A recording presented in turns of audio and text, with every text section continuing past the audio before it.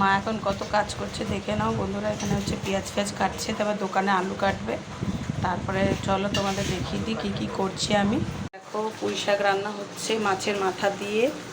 এখানে হচ্ছে আলু ভাজা, ছেলেদের জন্য আলু ভাজা করছি। এখানে করছি আলু ভাজা, দেখে নাও।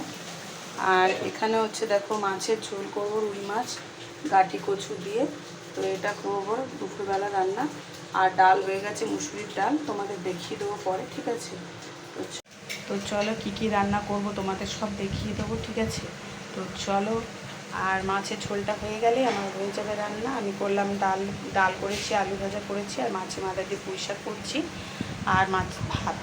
তো ভালো লাগলে একটা সাবস্ক্রাইব করে দিও, ঠিক আছে। চলো টাটা।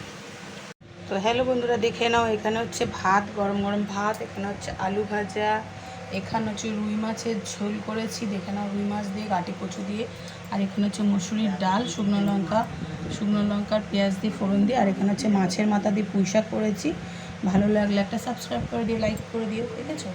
আর এটা আমি কী কী রান্না করলাম তোমাদের দেখিয়ে দিলাম। তো চলো টাটা।